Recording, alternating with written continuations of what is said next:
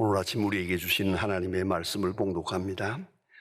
신약 성경 마태복음 16장 21절로 28절에 있는 말씀 되겠습니다. 신약 성경 27면입니다. 27면 마태복음 16장 21절부터 봉독하게 됩니다. 이 계시의 말씀을 봉독할 때에 다 함께 하나님의 음성을 들으실 수 있기를 바랍니다. 이때로부터 예수께서 자기가 예루살렘에 올라가 장로들과 대제사장들과 서기관들의 많은 고난을 받고 죽임을 당하고 제3일에 살아나야 할 것을 제자들에게 비로소 나타내시니, 베드로가 예수를 붙들고 항변하여 이르되 주여 그리 마옵소서, 이 일이 결코 주께 미치지 아니하리이다. 예수께서 돌이키시며 베드로에게 이르시되 사탄아, 내 뒤로 물러가라. 너는 나를 넘어지게 하는 자로다. 네가 하나님의 일을 생각지 아니하고 도리어 사람의 일을 생각하는도다 하시고, 이에 예수께서 제자들에게 이르시되 누구든지 나를 따라오려거든 자기를 부인하고 자기 십자가를 지고 나를 따를 것이니라. 누구든지 제 목숨을 구원고자 하면 잃을 것이요, 누구든지 나를 위하여 제 목숨을 잃으면 찾으리라. 사람이 만일 온 천하를 얻고도 제 목숨을 잃으면 무엇이 유익하리요? 사람이 무엇을 주고 제 목숨과 바꾸겠느냐? 인자가 아버지의 영광으로 그 천사들과 함께 오리니 그때에 각각 사람이 행한 대로 갚으리라. 진실로 너희에게 이르노니 여기 섰는 사람 중에 죽기 전에 인자가 자기 왕권을 가지고 오는 것을 볼 자들도 있느니라. 아멘. 종교개혁자 존 칼빈은 말합니다. 그의 강의 첫 페이지에서 말합니다. 하나님에 대한 지식이 없이는 사람에 대한 지식은 없다. 한 장을 넘기면 반대로 말합니다. 자기 자신에 대한 지식이 바로 서지 않으면 하나님에 대한 지식도 없다.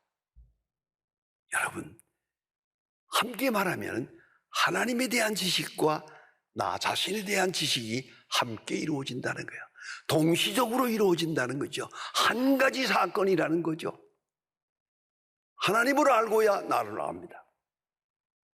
나를 바로 알고야 하나님을 압니다. 이것이 칼빈의 기독교 강해의 총 주제입니다. 여러분, 깊이 생각해야 합니다. 본문에서 베드로는 모름지기 이러했다고 생각합니다.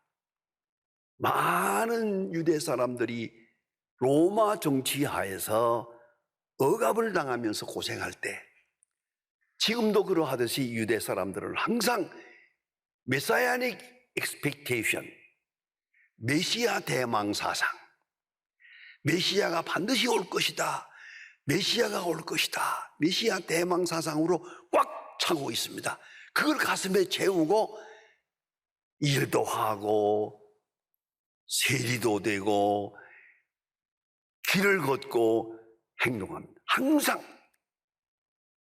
자, 그러한 중에 있다가 예수님을 만납니다. 예수님을 따릅니다. 고맙게도 예수님이 베드로를 불러주셔서 베드로는 예수의 제자가 됩니다.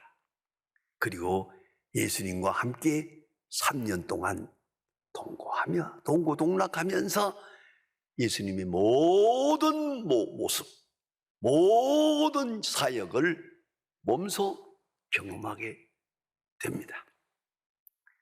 그리고 나서 그는 신앙 고백을 합니다. 예수님께서 이렇게 물었습니다. 너희는 나를 누구라 하느냐? 중요한 시간입니다. 마지막에는 베드로를 향하여 말합니다. 너는 나를 누구라 하느냐? 베드로가 고백합니다. 주는 그리스도시요 하나님의 아들입니다. 예수님이 참 흡족하셨던 것 같습니다. 예, 이제 이만큼 됐구나, 이만큼 배웠구나, 이만큼 깨달았구나. 그걸 인정을 하시고 기뻐하시면서 내 이름이 베드로다, 베드라, 베드로스, 너는 베드로다. 이 반석 위에 내 교회를 세우리라. 음부의 권세가 침해하지 못하리라. 그리고 또 말씀하셨습니다. 베드로에게 천국 열쇠를 주노라. 내가 땅에서 매면 하늘에서도 맬 것이고 내가 풀면 하늘에서도 풀 것이다. 천국 열쇠를 주노라. 굉장하지 않습니까? 그래서 로마에 가보면은 그 석상들이 많죠. 바울도 있고 베드로도 있고 12제자들도 다 있지만 언제나 커다란 열쇠 가지고 있습니다. 커다란 열쇠 들고 있는 사람은 그 베드로입니다. 그리고 큰 칼을 들고 있는 사람이 있습니다. 그거는 말씀의 검, 그 바울입니다. 우리 얼굴은 모르지만 그거 보면 압니다. 베드로의 특성, 베드로의 가장 큰 영광은 예수님으로부터 천국 열쇠, 하늘의 권세를 받았다는 것이옵시다. 그런데 이걸 알아야 합니다. 이렇게 신앙 고백을 했지만은 성경을 자세히 보면은 예수님께서 말씀하십니다. 대단히 중요한 얘기입니다. 마태복음 16장 17절에서 말합니다. 바요나 시모나, 네가 복이 있다. 여기까지 알았고 깨달았으니 너는 복이 있다. 그리고 나서 참 신중한 말씀을 하십니다. 신비로운 말씀입니다. 그것이 뭐냐면 이를 내게 알게 한 것은 혈육이 아니요, 이를 알게 한 것은 내 자신이 아니요, 내 지식이 아니요, 내 경험도 아니라 이를 알게 한 것은 하늘에 계신 내 아버지니라. 하늘에 계신 아버지가 이를 알게 하였느니라 라고 말합니다. 아주 신비로운 말씀입니다. 그 말은 뭡니까? 베드로고 내가 신앙을 고백하고 있지만은 그 고백한 것 아직 유치한 것이야. 비로소 고백이 돼서나 아직도 너는 그 고백 속에 깊이 신앙을 뿌리박고 있지 못하다 하는 그런 뜻입니다. 루터의 신학에 의한다면 하나님의 계시는 두 가지가 있습니다. 하나가 객관적 계시요, 하나는 주관적 계시입니다. 객관적 계시, objective revelation, 주관적 계시, subjective revelation, 이렇게 구분합니다. 대단히 중요한 신학적인 발상입니다. 객관적 계시라는 것은 한마디로 말하면 주님께서 이 땅에 오시는 것입니다. 하나님이 우리에게 오셔서 객관적으로 역사하십니다. 이것은 역사요, 그리고 성경이요, 교훈이요, 선지자요, 이런 분들을 통해서 우리에게 가까이 와서 말씀을 주십니다. 이 객관적 계시입니다. 이 사건이 먼저 있어야 됩니다. 역사성, 아주 중요한 것입니다. 역사에 접해야 됩니다. 두 번째는 성령이 감화해야 됩니다. 성령이 감화해야 됩니다. 아무리 들어도 성령의 역사가 없으면 모릅니다. 아무리 보아도 성령의 역사가 없이는 모릅니다. 성령의 역사가 함께 해야 됩니다. 그래서 객관적 계시, 만남의 역사, 체험의 역사가 있는가 하면 주관적 계시, 우리 안에서 성령이 함께 할 때 비로소 주님을 만날 수 있습니다. 이걸 잊지 말아야 합니다. 그런 거로 오늘 베드로가 주는 그리스도시요 살아계신 하나님의 아들입니다 하고 고백을 했지만은 예수님이 볼 때는 고백은 있는데 아직 내 속에 진정한 영적 고백이 없어. 지금 모르고 대답하고 하나님이 대답하게 해서 하나님이 알게 해서 하나님이 널 안 것뿐이지 이것이 네 속에서 내면에서 고백되는 것은 아니다 라고 예수님께서 말씀하시는 것 같아요. 생각하면 조금 섭섭합니다. 베드로가 주는 그릇이요 주여 살아계신 하나님의 아들입니다. 그러면 됐다 합격이다. 그래 버리면 좋잖아요. 그런데 아니요. 내가 안 거 아니야. 하나님이 알게 한 것이다. 아마 베드로 입장에서는 아리송했을 거예요. 이게 도대체 어떻게 된 건가? 사실이 그렇습니다. 신앙 고백의 프로세스입니다. 이거 시작입니다. 고백은 있는데 내면적 고백이 없습니다. 이걸 잊지 말아야 합니다. 현재 진행형입니다. 이제부터 이 고백과 함께 살아가야 됩니다. 고백이라는 게 한순간에 있는 외침이 아닙니다. 고백과 함께 사는 것입니다. 생활 속에서 고백해야 됩니다. 이것을 말씀하는 겁니다. 그러므로 내가 한 것이 아니고 하나님이 알게 한 것이니라. 그 다음 말씀은 대신 한다면 이제부터 알기 시작하는 것이니라. 이제부터 알게 되는 것이니라 하는 말씀입니다. 그래서 예수님께서 이때부터 십자가를 지실 것을 예언하십니다. 베드로의 신앙 고백, 천국 열쇠를 주노라. 이렇게 해서 베드로의 마음이 지금 이렇게 부풀어 올라가 둥 떴는데 딱 잘라서 이제 내가 십자가를 질 것이니라. 베드로야말로 깜짝 놀라서 아니 메시아가 누군데? 아니 우리가 그렇게 기다리던 메시아가 오셨는데 웬 십자가란 말이야? 이 말이 안 되잖아.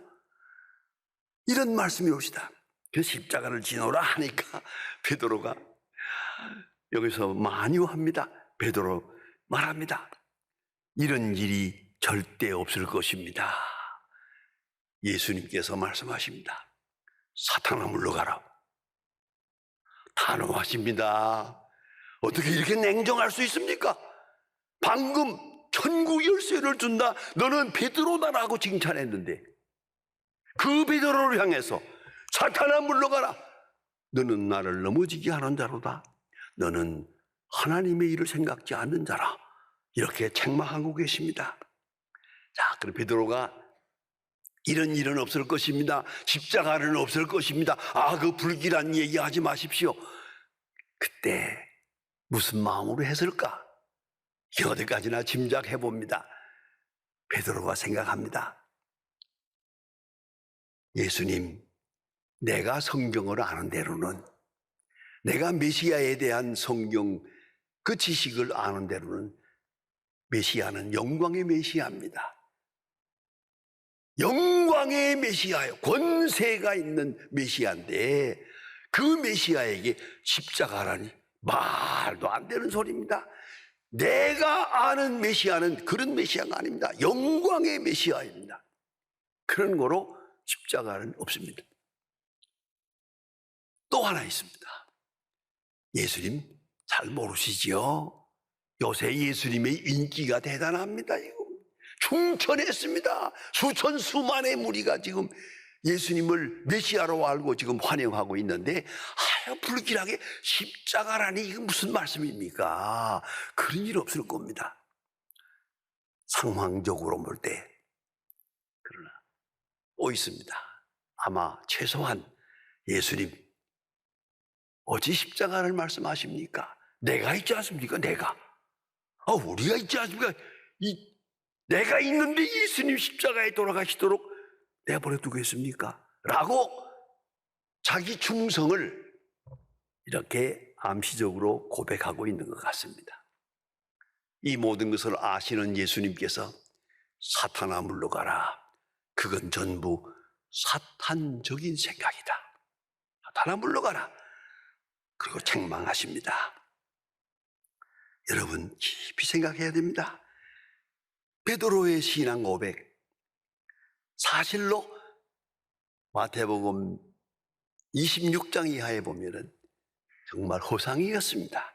26장 33절 35절에 보면은 베드로가 말합니다. 예수님이 십자가 지시겠다는 말씀을 바로 들으면서 하시는 말씀입니다. 다 버릴지라도 나는 아닙니다. 다 버리고 도망갈지라도 나는 아닙니다. 나는 수지자입니다. 나는 베드로입니다. 라고 말합니다. 근데 거기서 한번 생각해 보세요. 나만은 아닙니다라고 했는데 역사를 가만히 들보면요, 베드로만 예수 모른다고 그랬어요. 다른 사람들은 도망가고 말았지만 베드로는 주님을 3번이나 부인하는 이 부끄러운 일을 당했잖아요. 사실입니다. 또한 35절에서 말합니다. 나는 죽을지언정 주님과 함께 죽겠습니다. 죽을지언정, 만약 주님이 십자가를 지신다면 난 함께 죽을 것입니다 라고 고백을 합니다. 그러나 베드로는 그 뜻이 무엇인지를 모르고 장담하고 있는 겁니다. 예수님께서 말씀하십니다. 베드로야, 닭 울기 전에 내가 3번 나를 모른다고 하리라. 슬픈 말씀을 하시고, 베드로가 예수님 부활하신 다음에 갈릴리에 가서 물고기 잡으려고 할 때 찾아가서 말씀하십니다. 바요나 시몬아, 네가 나를 사랑하느냐? 내 양을 먹이라. 네가 나를 사랑하느냐? 어찌하여 여기에 있느냐? 네가 나를 메시아로 고백했느냐? 어찌하여 여기 물고기 잡으러 와 있느냐? 묻습니다. 네가 나를 사랑하느냐? 내 양을 먹이라 라고 주님이 말씀하고 계십니다.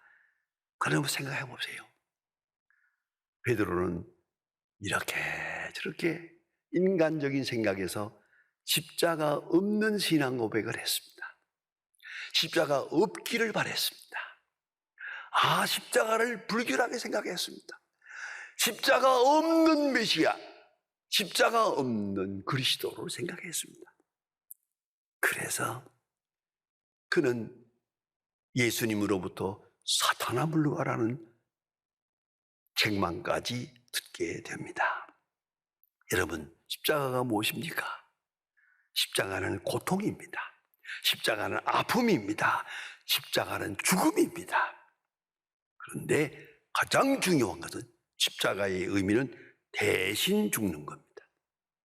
대신 고통을 당하는 것입니다. 내가 당할 고통을 내가 당하고 내가 능력이 없어서 당하는 거 아닙니다. 얼마든지 안이 질 수 있는 십자가지만 예수님께서는 죄인을 구속하시기 위하여 대신 십자가를 집니다. 뿐만 아니라 자원적으로 당하는 겁니다. 불가피하게 당한 거 아닙니다. 이리저리 피해 다니다가 할 수 없이 이렇게 얽혀서 십자가를 진 게 아닙니다. 꼭 잊지 말아야 합니다. 십자가 사건은 자발적입니다.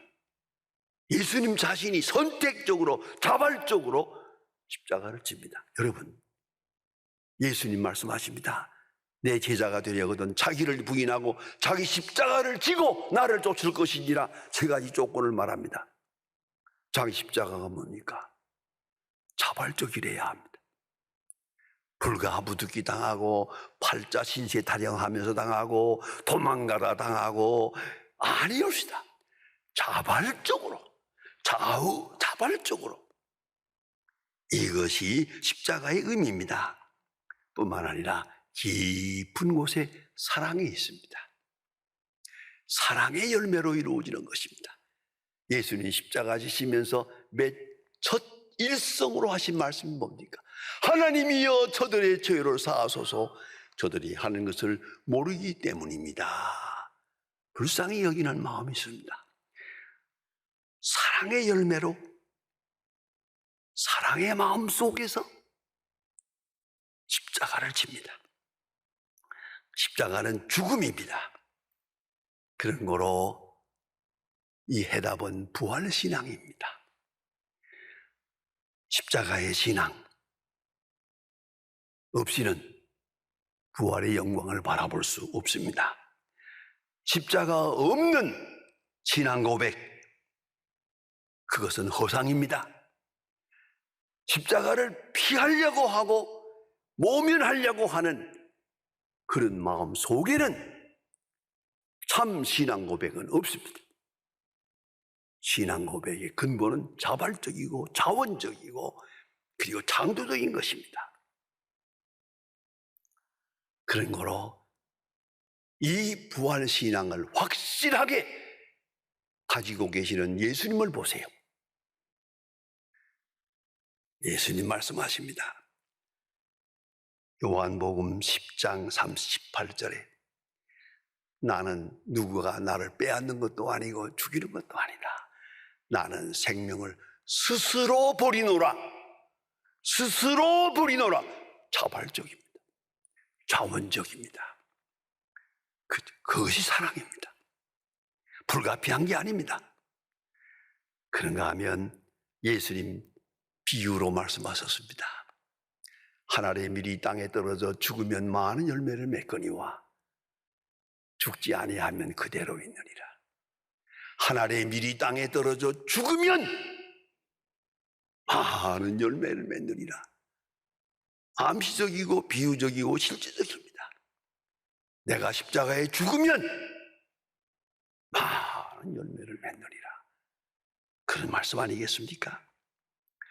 십자가 없는 부활은 없습니다. 십자가를 통하고 비로소 저 앞에 부활이 있습니다. 부활이 없이는 십자가를 설명할 수 없습니다.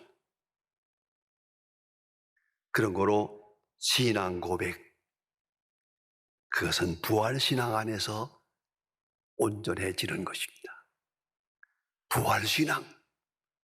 부활신앙이 확실할 때 십자가가 있고 그 십자가가 부활신앙과 함께 온전한 신앙 고백이 되는 것입니다.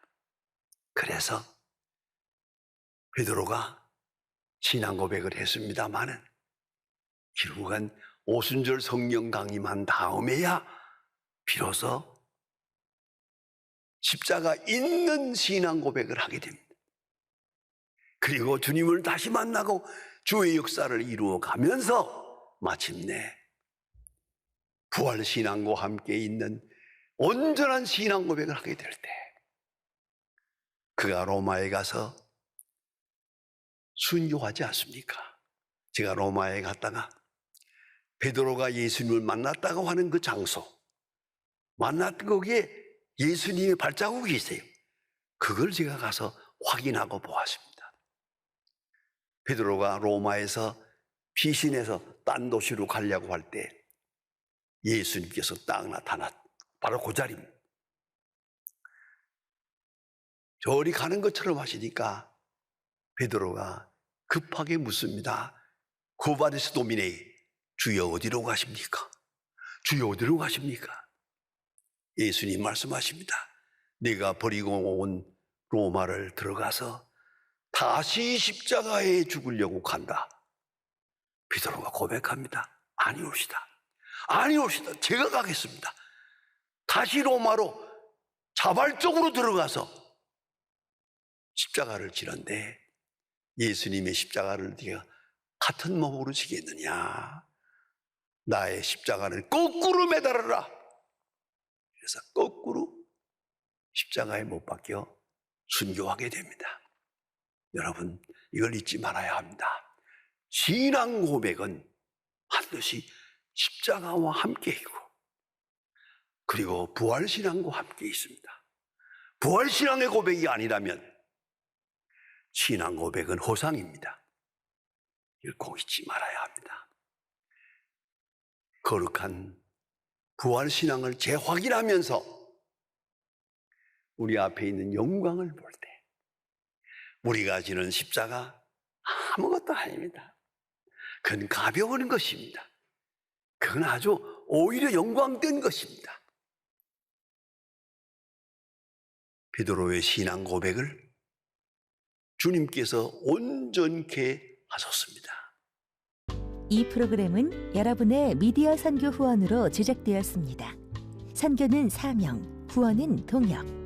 당신도 복음을 전할 수 있습니다. 선교 후원 02-6333-1003번